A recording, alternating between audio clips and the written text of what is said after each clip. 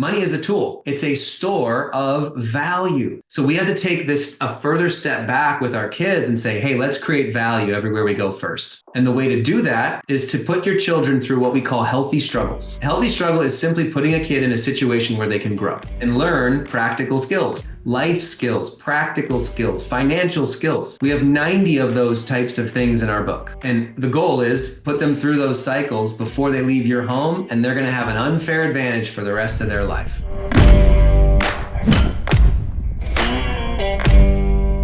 What's going on? This is Brett Snodgrass with another episode of the Iron Deep podcast. Got Mr. Scott Donnell on the podcast with me today. What's going on, Scott? Doing well, man. Life is beautiful. How are you doing?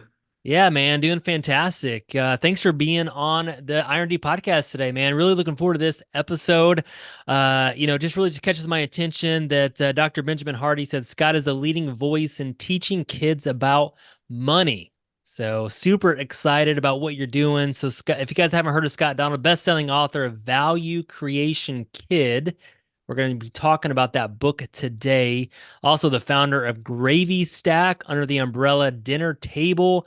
We're going to be talking about the app, the technology that you're using to really teach kids how to have a healthy struggle in their life and just this need to succeed, how to teach them about financial competency.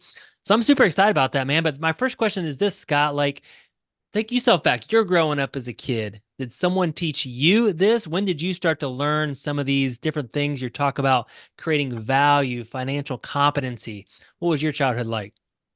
Yeah, so amazing life. 7 businesses, 7 million families served, bunch of exits. But I was raised on a lot of this stuff. And I come from 4 generations of really successful entrepreneurs who made hundreds of millions or billions of dollars and never passed it on. Wow. They gave it to widows and orphans, and they taught me to fish. And I couldn't be more thankful, man. I'm telling you, seriously, we have an unbelievable family, deep and rich relationships. And I have zero imposter syndrome, zero guilt, fear, shame, silver spoon, none of it. And the baton has been passed to me. And now I get to go create value for countless millions of people around the world because of the strategies that they taught me. And, money is definitely one piece of it. No, you can't homework money. This is why everybody rails against the education system and schools. But you can't teach this stuff through homework. You have to actually do it in the real world. Kids have to earn to learn. They have to have expenses to cover to learn budgeting. It's that easy. But you got to have systems to do it. And so that's why we built Gravy Stack. It's a bank for teens and kids ages 6 and up that teaches them how to earn, save, spend, share, and invest with real money, with a debit card. And it allows parents to give their kids a system in the home to be able to create value everywhere they go and learn all the money skills the right way. And nobody else is doing it because nobody else knows how to do this. Everybody else does allowance, which is socialism. And everybody else just makes their kids do chores, which is basically 100-year-old way of thinking that doesn't really work. And you have tons of conflict in the home around making them do chores. They're constantly asking you for money and stuff. And so we just have a way to solve all that and make life way more peaceful at home. So that's the point of Gravy Stack, the app. And it's free to download. You just go to the App Store, download it, start the bank account, and start giving your kids gigs to do and expenses to cover. And it's all automated, very easy, and they're off and running. No, can you dive into Gravy Stack a little bit more? I mean, obviously I've been checking it out. Obviously there's bank accounts out there I can go to Chase Bank. I can open up a bank account for my teen, for my kid. Yep. You do it obviously a little bit different where there's a system, there's an operation to it. Talk to us about just how it works rather than just another app with another device to your child.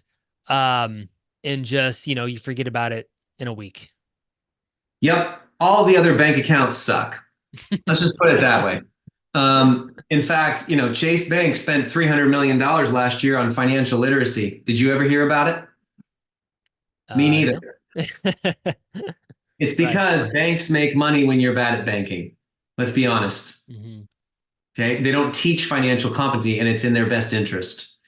Um, and then even the kid bank accounts out there. I know a bunch of these, Greenlight and Go Henry and Busy Kid and Copper, blah, blah, blah. All these other companies, they do allowance, and no kids ever log in, or almost no kids. Like 4% of them ever even log in and do anything. Your kids do not need to learn how to spend your money. Mm. There you go. And when it comes to teaching these skills, all they're using these other bank accounts for is to either plant money for their college in the future, which we can have that conversation if you want, or they just give them money on a debit card to spend because it's easier than cash in a piggy bank. That's all these companies are doing. Mm-hmm. That doesn't teach them anything about financial competency. It actually teaches them entitlement. It's the opposite. Mm-hmm. So yeah, I don't like any of them. The only way to do this is what Gravy Stack is doing, which is a system in the home that we call the home economy system. It's the best way to teach teenagers or young kids, or even college kids are using this, a ton of them. You have what we call the home economy system, and it's the replacement for allowance and chores. And it actually teaches them all the capabilities they need to succeed in the real world. Okay. Happy to walk you through it if you want, but that's the way to go, man. You can't homework money. You got to do it. And allowance is socialism. Yeah. Yeah. Well, you're exactly right. There's always just this battle between parents and kids. The kids want money, so the parents try to do their best, give them some sort of allowance, and they try to make it fair so everybody gets the same. When one kid might do more than the other. Let's just switch it over. Obviously, you have this book called The Value Creation Kid. Yeah. Talk to us about just the importance of kids learning to create value. Because a lot of times, again, parents, they might give the kids money, but they're just trying to think of busyness to get them to do. But you have this value creation, and then teaching these kids early about creating value. How do you Yeah. maybe how do you do that in your own home, or when did you start, and how did you guys do it? Yeah. So our book, Value Creation Kid, the healthy struggles your children need to succeed. It's the antidote to entitlement and spoiling and victimhood and anxiety for kids. If you teach your kids to create value everywhere they go, it's the best way to raise future adults, not more children. Okay. And so this idea of creating value is so critical, because what you need to do is you have to give your kids a lens to see the world. All right. And that lens needs to be, how can I create value today for others? And there's three types of value. There's material value, emotional value, and spiritual value. Okay. And material value is what you create and produce in the world, right? The result of that is usually financial, right? These are the people who find wants and needs of others and get them to them. They're the people who are solving problems in the world. That creates material value. This is how you teach a kid to get the job or get the promotion, right? This is how kids need to learn that the world actually works. You should not be getting paid the same amount of money every week for existing. That's why allowance is not a good idea. Okay. Emotional value is another type of value. It's how you think and feel and help others think and feel better. This is what makes for great friends. The captain of the team, the leader in any situation, a great sibling. Teach them to create emotional value to help others think and feel better everywhere they go. And then spiritual value, right? This is connecting people to something outside themselves, to something above themselves, a bigger calling or mission, to God, if you will, right? I love Jesus, but there's a lot of ways spiritual value is created. When we sent a man to the moon and said we're going to bring him home safely by the end of the decade in the 60s, right? That was the last time our country was so united as one. Immense spiritual value. Okay. So there's three buckets here, and we need to be teaching kids, if you just go to money, it becomes identity. If you just start with money and you go, money's either good, focus on it, or it's bad, we're not going to talk about it, which is most families. If it's bad, it's a poverty mindset, in one hand and out the other the next day. If it's all you talk about, and then it's keeping up with the Joneses, right? It's status, it's achievement, right? It's shopping therapy later on in life. Money trauma is a real thing. We can talk about that next. But the point here is, what is money? Money is a tool. It's a store of value, right? So we have to take this a further step back with our kids and say, hey, let's create value everywhere we go first. And then you'll never have to worry about what you're going to do when you grow up, Mm-hmm. right? You'll learn how to create value everywhere you go. And the way to do that is to put your children through what we call healthy struggles. And it's not paying for everything for them, covering everything for them, fighting the teacher for better grades, fighting the coach for more playing time, bringing them their lunch every time they do it, grading their homework every night so they never have to deal with the teacher saying you did it wrong. Let them skin their knees a little. A healthy struggle is not trauma, abuse, neglect, even tough love. That's not what a healthy struggle is. A healthy struggle is simply putting a kid in a situation where they can grow and learn practical skills and capabilities in the world. Emotional skills, relationship skills, business skills, life skills, practical skills, financial skills. We have 90 of those types of things in our book. And the goal is get those 90 in them and put them through those cycles before they leave your home, and they're going to have an unfair advantage for the rest of their life. Simple as that. Okay. That's the value creation mindset. And by the way, we learned that from studying the top 100 families in the world. So for the last 10 years, my obsession has been trying to find the best 100 families in the world that have the best legacies. And when I say legacy, I don't mean Trumps and Rothschilds and billionaires. When I say legacy, I mean generation after generation blows by the previous one. Your kids and grandkids and great grandkids blow by every generation in their family values, their depth of relationships, their financial skills, their mindsets, their value they create, the impact they make in the world. If you do that 3 or 4 generations in a row, you're doing something right. And so my quest really over the last decade has been to try to find the best in the world and sit with them. These are now our friends. I have 300 pages of notes from these people. And as I sit and learn, and now we have groups of people in dinnertable.com that are a lot of these families that help us learn and grow and teach others. Those are the people that taught us our 18 strategies. So we have 18 strategies for family legacy. And the value creation mindset is the first one. That's why we wrote the book on it. Because we want to teach our kids to create value in the world first, not money, because money is a store of value. So money should be gained by creating one type of value, but there's a lot more ways to create value. Do you know who Sharon Lechter is by any chance? Sharon Lechter, name sounds really familiar. She's the godmother of financial literacy. Okay. She wrote Rich Dad Poor Dad. Okay. Yeah. Yep. She did the cash flow game, 14 international bestsellers. Unbelievable woman. She lives here in Phoenix with me. Okay. When we wrote her book, when we wrote Value Creation Kit, it popped off. Like it hit #2 on Wall Street Journal. It was crazy. Sharon met me and she's like, Scott, you have no idea how powerful this book is. In all of her work, she's impacted hundreds of millions of people. She said, the #1 thing that changed my life was when I was a kid. My dad, every night before I'd go to bed, he would ask me one question, and it was this: who did you add value to today? She said it was the #1 question that gave her a framework for looking at the world, for how she could create value everywhere she went. And she said it's one of the best questions you could ever ask your kids. And I agree. Who did you add value to today?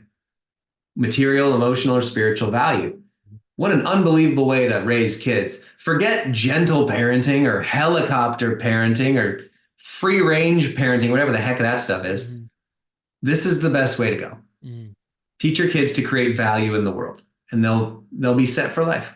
No, that's awesome. And that's a great question just to kind of instill into your homes. And it takes a lot of the kind of the anxiety out of it, right? It takes, oh, how am I going to do this? What system, what family meeting am I going to have and coaching my kids up? Because, one of the questions that, what if the kids don't listen to me? But that's just a great question, to instill. That's just a very simple way.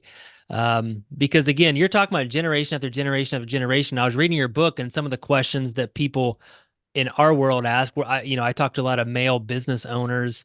Some of the things they might say is, I want to give my kids what I never had. I want my kids to have the opportunities that I never had. I want my kids to have the stuff that I never had. And that's a real thing, right? I mean, people are saying those things, but they're giving easy lives, very, very comfortable lives, and they're not. We're raising children to be children. Can you Yeah. Every elaborate? Yeah, our goal is not to raise children. Our goal is to raise future adults, right? Yeah. Hmm. Um, and here's what happens. Every generation tends to overcorrect from how they were brought up. It's this Yeah. issue of money. It's this issue of money trauma that I started talking about last month, and it's started to catch fire. Nobody ever talks about money as trauma, but it probably affects every decision you're ever going to make for the rest of your life. And you know why I think money trauma is one of the most serious issues in our lives? And we all have it. It's the only trauma that you wake up and work for the rest of your life. Mm. Every other trauma, as painful and miserable as they can become, are acute, but you're not working for them for the rest of your life. With money, it affects everything. So the way you were raised, whether you came from nothing and you have, barely making payroll or covering the bills or living paycheck to paycheck, and it was like, Lord of the Flies growing up, and you came from nothing. Well, those people immediately get raised and they have a hustle mindset. They have a money identity that's around keeping up with the Joneses. This is my achievement status. And then I'm going to make sure my kids never have to deal with any of that. Hmm. Right. The other side, and then they overcorrect Hmm. and they entitle and they spoil them. The other side, they were raised with a silver spoon. Mom and dad paid for everything. They had a cushy upbringing. And no one will ever say I had an easy life, but they did. Okay. Like things were paid for, creaturely comforts were cared for. They got everything they needed. And then when they grow up, they went through the spoiling, entitled victimhood stages. And then they have kids and they're like, oh man, I'm not going to raise my kids that way. I'm going to put them through the school of hard knocks, Hmm. right? I'm going to make sure that they do every little piece right. And that can cause unlimited harm, right? And so people tend to overcorrect from generation to generation. And what we're saying is what you don't heal from, you pass down. If you don't heal from these different traumas, all of them, but especially money, you're going to overcorrect and screw up your kids in the exact opposite way that you got screwed up. Okay. And the way through this is to learn from it and to be balanced in your approach. Money is not good or bad, it's a store of value. And you need to start having these open conversations in your home with your kids so that they can have the right view of money and identity. Hmm. Right? That's the goal here. Most families that we interviewed, they said the kids reported to us that money was the biggest fight in the home. Parents say things like, we can't afford that. Money doesn't grow on trees. Do you even know how much that cost? Do you know how hard I worked to get you guys this and you blew it or you took it for granted? They see parents argue over travel and work and bills and stress. And they say, forget money, man. I'm just going to hang out with my friends, play video games, do sports, not even think about the money side. No wonder why this stuff isn't actually trained in the home. It's traumatic, right? So we want to make it like a fluid conversation in the home. Even if you don't know everything or you didn't do everything right as a parent, which you never do, you can learn these things and help your kids thrive and not make it everything, but also not be financially incompetent, right? You want to make this a balanced approach in the home. And so that's why really dinnertable.com and Gravy Stacker, that's why we exist. Hmm. I was just speaking at an event, 2,700 entrepreneurs in the audience. And I was like, raise your hand if you were taught all the money skills growing up and you're really thankful about all of it. Zero hands. Nobody's taught this stuff. Yeah. Yeah. No, it's really true. So I want to kind of shift a little bit. So we have a lot of probably dads and moms listen to this, but mostly dads, I'd say, entrepreneurs, business world. I probably lean more towards raising entitled types of kids, we get a lot of stuff, right? And we keep accumulating. And I look at all this stuff and I'm like, wow, like how do we get so much stuff? Like we have so much. And I don't like that. We've done allowance. So where do we get started, right? Because a lot of times you talk about overcorrecting, and there's a lot of ways that I'm even thinking about my own life where I've overcorrected, where my dad, he was a coach. He pushed me really hard with athletics. So I probably don't push my kids right at all. So I've overcorrected in certain ways. But let's say, hey, we're entrenched in this home. We're doing some of these things that you're saying, oh, don't do allowance. Uh, don't have entitled kids and start talking about something, but we haven't done it already. And now I got 8-year-old, 10-year-old, and certain I have a 17-year-old. How do we start? Because a lot of times, even as entrepreneurs, like, yeah, we're gonna do this. All right, family, here we go. This is exactly, and we just blow it out of the water, but no one catches on. So like, what's a healthy way to Yeah. embrace, to bring this into the home, but not to uh go crazy and make the family go Yeah. crazy with it. So let me start with this and then I'll tell you the home economy system. Okay. If people want to have a huge jump in their family and really get these things like operationalized in the home, go to info.dinnertable.com. Put in your name and your email, and we will send you our 18 strategies for family legacy. They are simple, easy. And then if you want to talk to our team and grab a course, join our next workshop, that's the best way to go to really implement this stuff from a parent level or a grandparent level. Even if you have adult kids, it doesn't matter how late you are in the game here. You can start at any time and this stuff changes. Okay. It's like a light bulb going from off to on. So go to info.dinnertable.com, put your info in. We'll send you guys the strategies and we'll have a call with you with one of our experts and we'll help your family right away. Okay. Awesome. Thank you. But here's the home economy system. This is the second of the 18 strategies. I'll walk you through a high level of it. The home economy system is 3 E's: expectations, expenses, and extra pay. Just remember those 3. Okay. And if you do these 3 right, they learn budgeting. They learn delayed gratification. They learn how the price of goods, trade-offs between goods. Okay. And you'll have no more conflict over chores. And it's an easy system to put in place where they never ask you for money and stuff ever again. Mm. That's a heck of a win. All right. Mm-hmm. And they won't be entitled and spoiled. So here are the 3 E's. And it's not allowance, right? Because that's codependency. And it's not even chores, because chores you have conflict over all the time. And some people say, well, I give allowance for chores. Well, half those chores you shouldn't pay for. And the other half those chores you should pay one off, because they need to learn to create value first and then get rewarded for it. Mm-hmm. And then if you don't pay anything and they just do their chores like they're told, well, now you're paying for everything and they learn nothing about money. Mm-hmm. So the home economy system is expectations, expenses, extra pay. The expectations are the free things that they do without financial reward. It's their role in the family. We should never pay our kids to make their bed and clean their room and start their day off the right way, do their homework, dishes, trash, like that, right? So once you set those up, then you go to the expenses, because once you pass off expenses to your kids, they have a motive to earn. It's the only way to give 95% of kids a motive to earn. 5% of kids don't need a motive. They just like pop out of the womb. How am I making money, mom? Where am I making money, dad? Those are the entrepreneurial DNA kids. Yeah. 95% of kids need a motive. And the way to give them a motive is to give them expenses. So we have 12 categories that we train on. A few of them, it starts with toys, games, tech. Make them be in charge of something in each sport that they do, like a piece of equipment or clothing. Okay. They don't have to pay for your travel or whatever, but have them be in charge of something. Birthday presents for their friends, social outings, social trips, cavities, for God's sakes. Give them things to be in charge of that you are no longer paying for. And now you save hundreds of dollars a month to pay them in the extra gigs. Don't say chores, because that's not what we're talking about here. We call them gigs because chores are linked to more homework for them. And it's an annoyance. The gigs, the way that we set it up, is fun. and they're intrinsically motivated to go create value everywhere.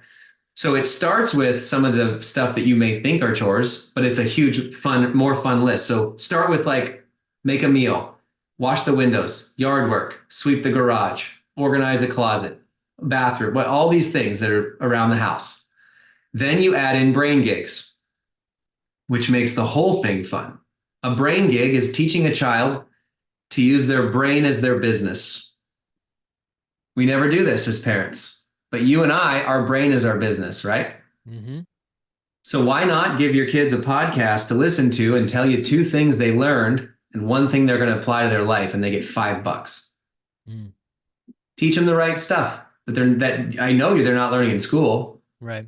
PragerU video, right? One of our 100 families, they pay their grandkids $10 for every PragerU video they watch, and they give them a 1-paragraph report on it and what they're going to apply to their life.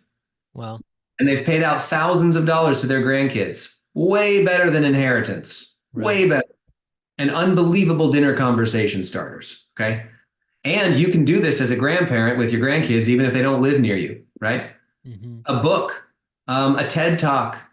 And then we have over 100 really practical challenges that kids can do for money around the house that help mom and dad. Here's one. Plan the next family trip on a budget. Your 10-year-old or 11-year-old can do all that. An 8-year-old, my 7-year-old just did it. They planned the next trip. 3 flights, 3 hotels. Are we going to Uber or rent a car? Where are we going to eat? What are we going to do? It's all on a budget. They're going to save you at least $1,000. And then they're going to own that trip. They're going to love that trip. And they're going to learn all these skills in the process. Mm. Why don't you make your kids, eat in versus eat out? Have them make dinner, the same meal you're going to go out and pay a bunch of money for. Make it at home. So they learn cooking skills and budgeting skills and grocery skills. And all of a sudden you realize, whoa, we just saved 70% versus going out to eat the same meal at home. Mm-hmm. And then they'll stop asking you to go out all the time, and they'll appreciate what you do for the home more as a parent. Right. There's 100 of those. 100 of them. In the Gravy Stack app, if people want to download the app, just download it and go. I promise you're going to save like $1,000 in the first month. Seriously. One of the challenges in there, one of the brain gigs that the kids do is they cancel mom and dad's subscriptions that they don't want. And then the average family saves $547 on that one challenge alone. Wow. Average. Families are in the thousands. They didn't realize they were getting one-off hits a year and all these monthly bills they didn't realize. And the kids can just easily go cancel them. Call and log in and bang, right? There's a bunch of those. So these are the things that you can do to make it fun. So it's not just arguing over a list of chores where they get an allowance because they have no motivation. Okay. So do the home economy system. It's what all the best 100 families did worldwide. And then the beauty of this is the moment that they've mastered something in the home, a capability or a skill that you've taught them at home by doing these gigs, they're going to go do it out in the world. With their neighbors, the community, family, friends, post it online.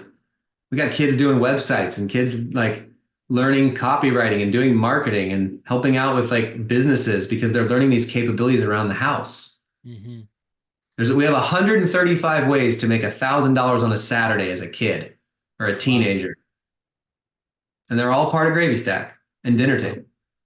So if you want your kids to succeed, man, go there. Yeah. No, I love it. I think it's amazing. And I think honestly, it's funny how when you start getting your kids really involved in the funny thing, kids don't know how much things cost. They don't know. I was making a joke the other day. Like most kids don't even know what dad does, like at all. Like they don't know. Like what's your dad do for work? I have no idea. No idea. And then when you ask kids what they want to do when they grow up, trust me, we're in 10,000 schools with our other companies. They don't even have any idea what jobs there even are. It's like fireman, policeman, teacher, social media. They want to be famous on YouTube is what they want, right? That's So we don't want to focus on degrees. Mm-hmm. We should be focusing on skills. I love that.